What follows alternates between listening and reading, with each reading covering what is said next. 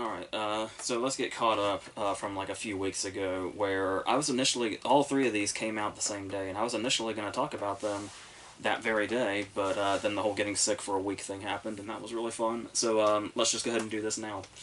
Even though there's not really a whole lot to talk about, really, with any of them, but let's start with Lightyear, which is a movie that's kind of been getting the side eye since it was coming out more and more on exactly what it was. There was some confusion for a while, I felt, at least with me, as to what exactly it was. Because at first I thought it was like supposed to be that Buzz Lightyear was like a real person at one point, that eventually got turned into a toy because did something so spectacular or something. But then it came out that the director's intention was to make the movie that Andy saw as a child, that spawned the Buzz toy and all the toys that we saw in Toy Story 2, many of which are absent from characters from this movie, but whatever. But that's not really necessarily the glaring flaw in this concept, that seems to be coming forward. More so, it's the fact that the idea of there being a Buzz Lightyear movie that Andy saw in 1995, and it was his favorite movie, and that's the movie we're watching, as the text tells us at the beginning, is that this ground's kind of already been covered, where we had that, I think it was called Buzz Lightyear of Star Command, The Adventure Begins, the straight-to-video movie that kind of spawned the series that happened. And it's even canon in that movie that it's a movie within this universe, because it starts with them getting a VHS of it and playing it, and that's what the movie is. So, and that works in a number of ways, because and I know you can get real nitpicky with this, or you can just let it go. But it's like the fact that that movie already exists, and it's like the traditional 2D animation, makes it seem a lot more like a movie that Andy would have seen in 1995, whereas this has, the 3D animation, and some more progressive points that I don't think would have been in a movie in 1995. So it's, yeah, there's a little bit of holes in the concept itself, but I would like to think that most people could just kind of look past that and take a movie for what it is, since that's just kind of the starting off point. So to go into the movie itself and just see it as that, even if stepping over the whole concept is kind of a big favor to ask, I know, but I guess before we go into that, there was also the whole thing about people being all pissed off that Tim Allen isn't Buzz, and while yeah, it is weird. It's hard to get used to seeing somebody in the Buzz Lightyear suit talking in a voice that's not, and not only that, but because Chris Evans also has a distinctive voice that you can tell from a mile away. um, there's not going to be a real immersion factor in this, if you can even really get that much in animated movies. But yeah, but the thing that's really annoying about that's hardly worth going into is the fact that a lot of people think it's that Tim Allen was fired in quotes because of his politics.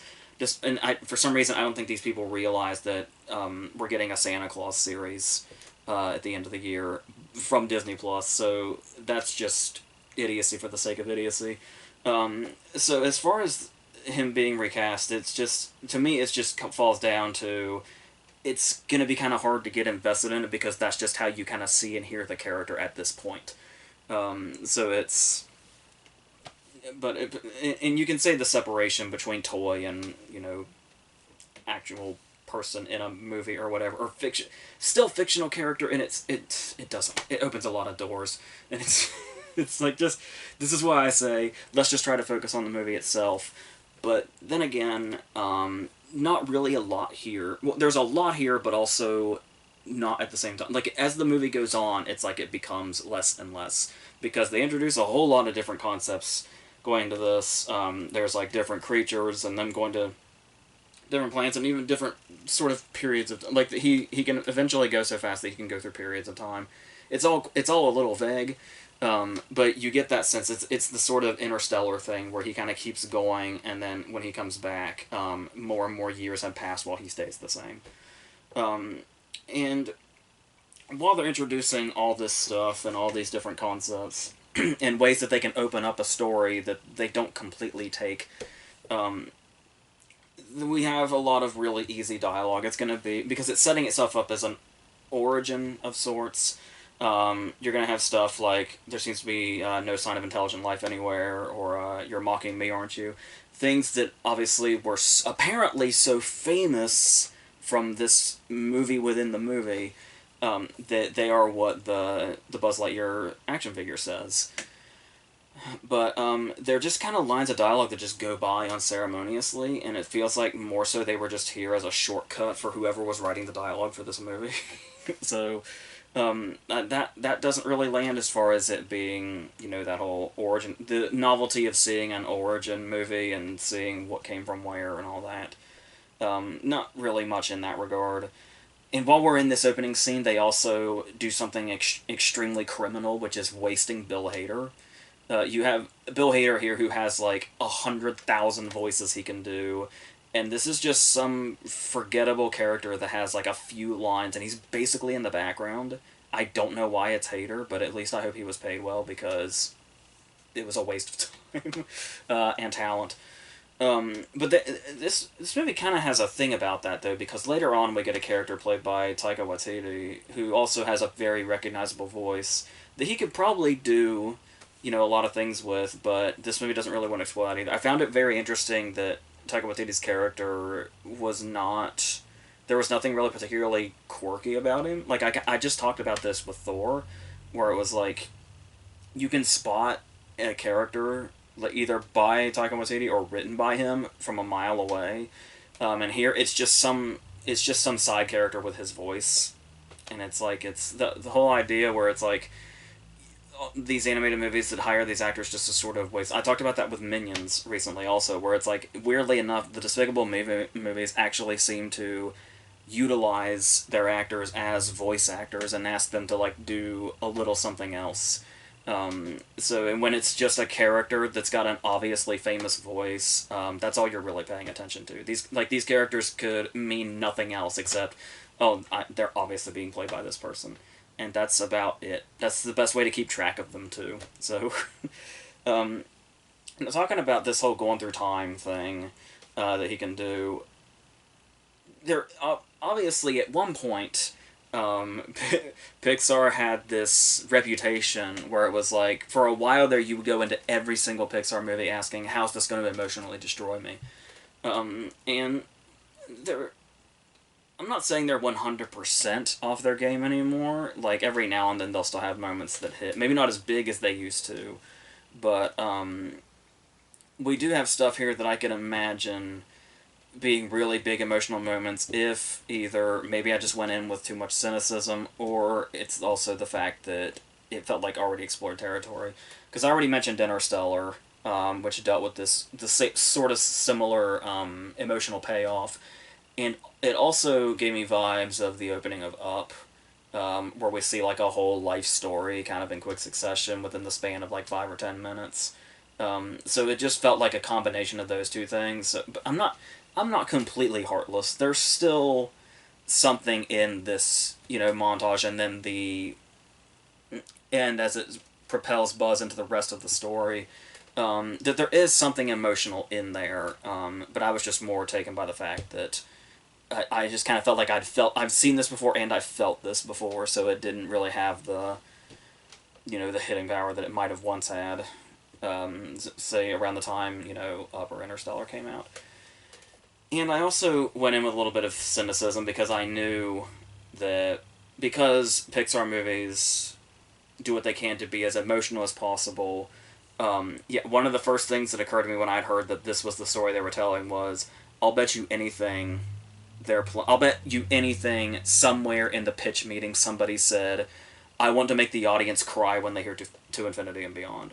That had to have been brought up in the pitch meeting at some point, and that was a thought that I had long before walking into this, and they didn't dwell on it in the way I thought they might have, but it's still, you can still see it all coming from a mile away. So, like I said, there's a lot of stuff. I think this is just the problem, that it might be too late, the idea and then coming out, because it feels like a lot of this would have really hit in probably a big way if this had come out like 10 or 15 years ago or something. But now that we're here, it all feels like already explored territory.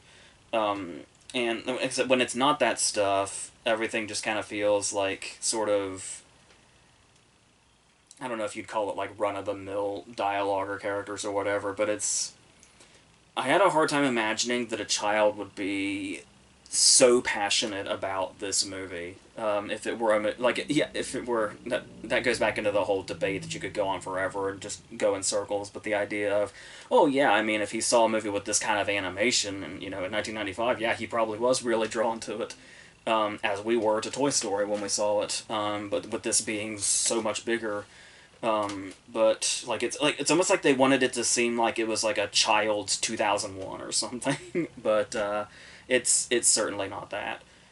Because you've got all these characters like the robot cat.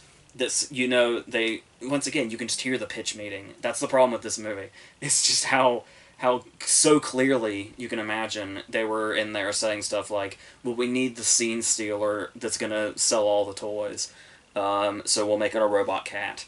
And so while this robot cat does have moments that are funny, it just feels like you can see right through it. You can see right through the pitch meeting and to the toy sales, which also is a flaw because if this were the case, if this movie were setting itself up the way it would be, that cat would have been everywhere in the toy store in Toy Story 2 with all the other figures from the Buzz thing. But I guess not. none of these characters. So, and even when they do reach moments that are quite funny, there's the moment when he finally achieves hyperspeed, and when the voice comes on and says, "You have achieved hyperspeed, congratulations!" and it just blows confetti that fills the cockpit. That is really funny. It does kind of remind me of a joke in Ragnarok, maybe subconsciously just because Taika Waititi's in this. But the problem with that joke, though, is that, much like, once again, something else we talked about with Love and Thunder yesterday, when filmmakers find a joke that they like and they feel like, oh, this is going to kill, so they can't resist it, they have to. They have to do it again. They can't just let a joke lie and be funny. So we do end up getting that again, and it's like, well, great. So it's weird to see Pixar that used to be known for its endless creativity and endless stories it could tell with these endless ideas and possibilities, and this is just another one that kind of feels like it's gone through the machine. And I don't want to sound like what I'm sounding like right now, but that's what this movie feels like, where it is that thing where it feels very corporate, I guess.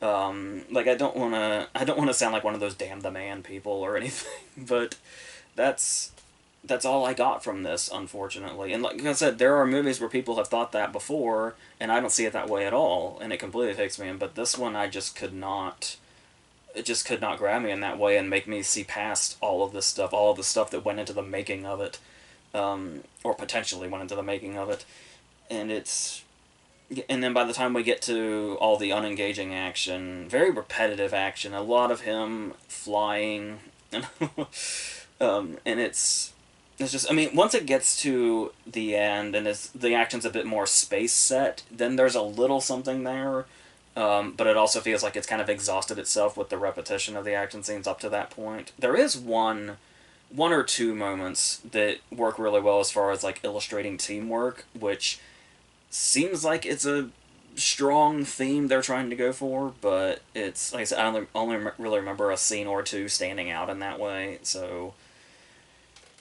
yeah. So I don't know if the movie's devoid of emotion or if it's me that's devoid of emotion, but that's unfortunately where I stand with this. And the reason I'm trying to hold back so much is because I've said before that I hate like the cynicism that everybody has now, and I hate going into a movie with cynicism, but sometimes it just happens. and Lightyear's the latest victim of that. So I said, if people were like really into this, I could probably get that, but I just feel like I can see all of its wheels turning and it's just doing nothing for me. So that's really unfortunate because I kind of wanted to be surprised by it, and I say surprised because I just didn't really have any expectations. Like I didn't go in saying like, oh, it's shit because it's not Tim Allen, or oh, it's shit because this concept doesn't make a lot of sense. It was just like it's another movie. Let's just go and see what happens. And it's yeah, it just didn't really work for me, unfortunately, which bums me out. But um, that's just the way it goes sometimes. So let's go into Spiderhead, a new Netflix movie, which normally would immediately put me off, except for the fact that it is Chris Hemsworth and Miles Teller, and it is Miles Teller once again working with Joseph Kosinski, who he worked with in Top Gun Maverick, which is easily going to be one of my favorite movies of the year, and Only the Brave, which is one of my favorite movies of 2017. And like I said, when I talk about Top Gun, I will recommend Only the Brave as often as I possibly can, and I am taking that opportunity now. Seek that out instead of Spiderhead. I'll just say that right now. But this one had this was an interesting movie going into because it has a lot of promise in one way, but also there's another way where it almost feels like I'm not sure I would have bothered trying to adapt this to film, because obviously it's based on Escape from Spiderhead, the George Saunders short story that I think it's like an article, but if you add it up, it's probably maybe like 20 to 25 pages. It's like the equivalent of 20 to 25 pages. And a lot of it, like, when they go towards the short story in the movie, it's pretty much word for word. But it's also a 20 to 25 page or so story, so they're going to have to add things.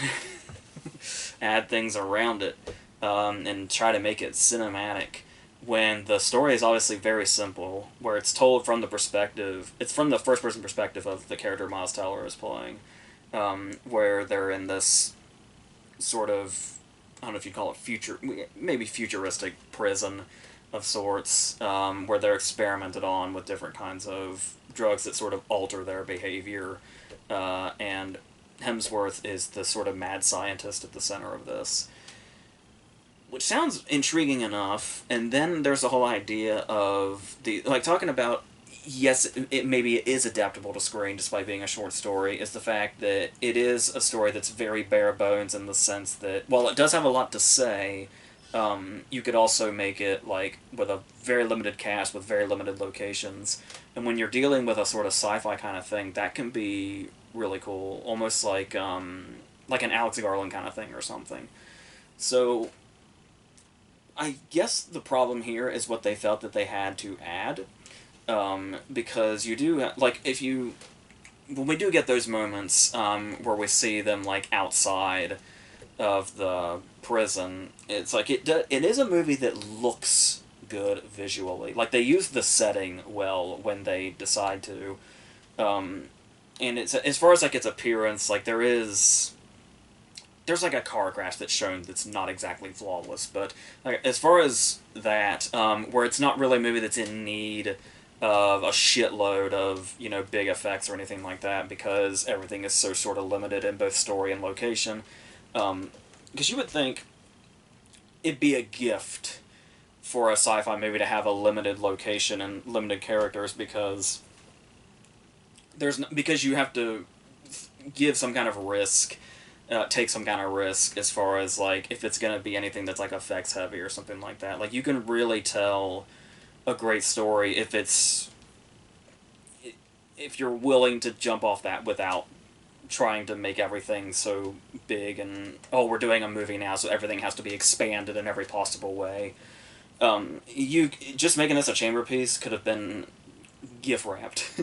But we do play up a lot of stuff. The character Abnesti, the scientist that Hemsworth is playing, who is essentially our villain, is what's really great about Hemsworth is the fact that he's willing to do parts like this, because he really shines in stuff like Bad Times at the El Royale, where he gets to play like more sinister characters. And what's really great about this also is I feel like when you look at Hemsworth and Miles Teller, it could have been really easy to reverse these roles. I feel like it's kind of inspired that they play the characters that they do. because obviously Miles Teller has to do a lot here also, as far as like it feels like a very sort of soulless world, and he's kind of the most emotive character in it, for all the different tests that he's put through. Journey Smollett's also in here, kind of playing a similar character, actually a very similar character, and there's like a connection here, and it's I feel like this is where we kind of start detouring on what made the short story strong. Because if I remember correctly, the short story is more about him sort of connecting to somebody that's a total stranger, whereas here it's like they've gotten to know each other over a period of time, and it's like already you're adding things that don't really need to be here, that are kind of taken away from the strengths that, like I said, were already gift wrapped to you. But yeah, so as it goes on, more things that they add are more of... We get to see more of what Abnesti does, like, in his spare time, like when he goes home during the day. And there is something that they do... There is something that they add there that's kind of interesting, that could have probably been more interesting. Like, it feels like it could have taken us in a number of directions, but it really only has one destination. This direction they're taking with Amnesty, but it's even so, just watching him sort of go home is something where it was like I said, I can see where that'd be interesting, but also I love the idea of him just being this really mysterious character that we know absolutely nothing about. Like, I think Amnesty would be a much more interesting and mysterious character if we had no idea what he did outside of these tests. But because it's Hemsworth, we got to give him more screen time, so this is the stuff that we get. Just sort of filler stuff. Like I said, could open some interesting doors, but doesn't really. It's just all kind of going towards one payoff. So there's that. And as far as like, it's got a real problem with tonal shifts. And you could say the same thing about like, there's obviously stuff in the short story that's like intentionally absurd, and almost satirical in a way. But here, you kind of can't really tell which is which. Like, the way it starts off... First off, I guess it's worth noting that this was written by the script was written by the guys that wrote Deadpool, so take that for what you will. Guys that probably wouldn't know subtlety if it, bit them on the dick or something, but as far as the tonal shifts in this go, it's hard to sometimes tell when they're going for absurd and when they're going super serious, because the movie feels like it's taking itself pretty seriously, but then there's also moments where it's trying to be, like, ironically upbeat, if you know what I mean, where it's like it's one of those cases where the story is obviously kind of grim, but the opening credits are, like, really upbeat, and they're, like, in pink and shit, and it's... I don't know. And then and speaking of shit, if you want to talk about the tonal shifts and adding characters for no reason, there's literally a subplot about somebody a mysterious person that's been smearing shit on the walls. And once again, these are setups for payoffs that just are just kind of inconsequential. Like, it's based off a short story filler shit, literally. So, I don't know what this was trying to do as far as tone goes, because you could say that it's what the problem about it having something to say is that it fails so much at being deep, really, in any way, that most of the time I couldn't even tell if it was trying to be deep or trying to say something about prison or humanity or whatever. So I don't even know that it's trying to say anything that its short story was. It just seems like it's decided to tell this story, and then just for the sake of it started adding weird shit to it. It's like somebody trying to recite the short story from memory, and then they're like the two children that they're telling the story to start adding their own details. Where it's like, and then, they're in the prison and he gives them the drugs, and there's one that makes them, and then the kid interrupts and says, "Wait, we need someone that smears shit on the walls." Alright. And then and then it just runs with it. And then obviously, if you know the short story, you probably knew long before going in it wasn't going to have the short story's ending. This was... I mean, at the start I was wondering, like, okay, capable actors, a very capable director, obviously. But I also feel like maybe Kaczynski was making this and then just said something like, I got Top Gun. Like, my career's going to be fine. We can just do whatever with this. Uh, it's like, as long as Top Gun comes out around the same time, I'll be good. Nobody will notice this movie. Um, but yeah, there is a pretty drastic change to the ending, and it's just all over the damn place. It's a very unsuspenseful sort of escape sequence, and it's yeah the title of the title of the short story has a very different meaning than it does than it does here, and it's not even the title here, but that I guess that makes sense in the long run. But yeah, there's still a very unsuspenseful escape sequence and action and all that, and it's just no, you're just better off seeking the director's last couple of movies that this is in between. So he also did like Tron Legacy, and I for some reason I never remembered that he did Oblivion until just recently. And both of those I didn't really care for, but I also haven't seen either one since the theater, and I wonder if since I've found a newfound respect for him, if I might see those movies differently now. Because everybody goes on and on now about how Tron Legacy was so overlooked at the time or something, but I never cared to look back. But we'll see. So hopefully, this is just a spot that's like kind of low. But like I said, it was. It seems like it was very, almost like a very off the cuff made movie while Top Gun was happening. So, it's whatever. It's a Netflix movie. That's it. It landed at exactly the right place that it needed. So like I said, just seek out Only the Brave, or just go see Top Gun again. You don't need to fuck with Netflix. They don't like you either. So let's end on Jerry and Marge Go Large, which I know is on Paramount Plus, which is where I saw it. I think it's also on Amazon. I think just depending on what you have. And this is the apparently loosely true story. I meant to look up exactly how much of this is the actual story and all that, but I didn't really get a chance to. But the appealing thing about this movie, most of all, is going to be Bryan Cranston and Annette Bening as this couple who are kind of on that side of retirement. Jerry's like just getting there and just finishing work, and it's time to retire, and he just really has no interest in this whatsoever, just leading this very bland existence until death. So, obviously, as you probably know from advertisements or whatever, I don't even need to tell you, he finds a flaw in one of those lottery games and realizes that he can make a shitload of money. Only trouble is that he's going to also have to spend like everything they've ever saved up for their entire lives. So, but obviously, if you go by the title, it does end up paying off. But then there's unforeseen consequences along the way, I guess you could say. Not the kind that I was expecting. Where I went into this thinking it was going to be, eventually there'd be some sort of way that this plan wasn't as flawless as he thought it was.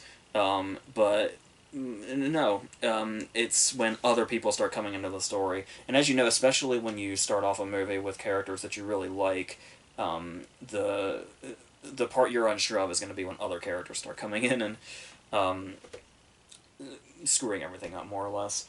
But what's really the strength of this movie, obviously, is Cranston and Bening as a couple, but especially Cranston's ability to be sympathetic in like any situation. He even played like one of the most heartless bad guys in TV history, and there's still people that try to say that he's the hero of the story of sorts, or at the very least was sympathetic.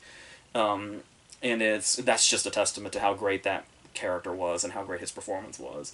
But also going into this, I've noticed that you look at like the Malcolm in the Middle days, where he was the lovable dad, which is a place that he went to very, very easily. He can still play characters like Walter White, who even had moments like that. And you look at comedies, and he was just so easily went into that role, and now he is just seamlessly transitioned into the lovable grandpa when we see him interacting with his grandkids in this. And there's just it's crazy the things that he can do as an actor, and the way that he's able to. Because there's a point in time in this story where he goes into basically not necessarily like crotchety old man territory, but like when he's up against younger characters that are now a threat to him. They could have taken this in a certain direction, but that likability and that sympathy is like constantly coming through, and that's what really helps this movie stay afloat, even when we get into these different plots that start to come up. And what I also liked about this was about the idea of them as a couple, and how great they play it, and how great Benning plays it also. Is it seems like they're going in a pretty obvious conflict territory here when he starts winning a lot of money, because obviously, with this being the lottery and that being their life savings, he's trying to hide this from her. So we do get some segments at the beginning, towards the beginning, where he's kind of hiding the money around the house. And he's, fretting that it might get found. And then they cut this off very early when she does find out in a very funny way, and then is immediately like on board. It's like, really, we could make that much money? Let's just do this. And then she becomes as passionate about it as he does. And like I said, that connection between them, where their characters are like on the same page like that, is something that it's like the consistent thing throughout the movie. Like there's not really a moment I can think of where they like fall off the same page. And it's like that's something that's a real, like having that at the core, because it never abandons that. Because you would think with them bringing in like different plots and different characters and stuff like that, that it would lose its way. The way it could lose its way is if it stopped focusing on them as a couple. But it seems to, no matter what it introduces, it always comes back around to that. Where like there's always, when there's like certain segments of the movie or certain comics or whatever, it's always capped off with a scene of them reminding each other how much they love each other. And how great that their life is as long as they have each other. And I think that's what really kept the movie alive when it could have potentially faltered when we have plots come in. Like there is an antagonist, and this kid is basically like, remember the party scenes at the beginning of The Social Network? He's basically like the kid with the backwards hat that was talking about like monologuing at the top of the steps in The Social Network. That kid is basically who the villain of this movie is. Only like dorkier and more of an outcast, but not quite a Zuckerberg. Somewhere in the middle there. We'll say he's Max Minghella on The Social Network. That sounds about right. Is the villain of this movie, and because he finds out the same method that Jerry does, and now becomes a threat about where this money's going to go when it's won. And obviously with two people coming at it, their winnings may not be as much as what they're investing in the tickets. I was doing my best, by the way, following this, because as the movie went on, like, it made sense at first, but then as the movie went on and more complications came in, I started having trouble following exactly what the whole thing was, whatever calculation he was coming to was, but I was pretty much able to look past that and just kind of as long as you can follow the story, I didn't think it mattered too much to know exactly how it all worked. Because they more or less explained it well when they would reach certain conflicts and had to figure out how to fix them. And we've got a really decent, a really great supporting cast here with like Rainn Wilson and Michael McKean.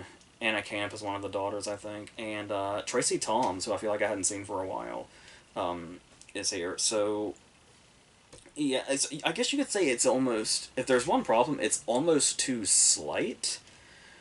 And I think I say that in regards to the plots themselves, like bringing in an antagonist and stuff like that. But slight could have also worked in its favor. If it was just about them as a couple and that was it, you could probably make a decent like feel good movie out of that. But I don't.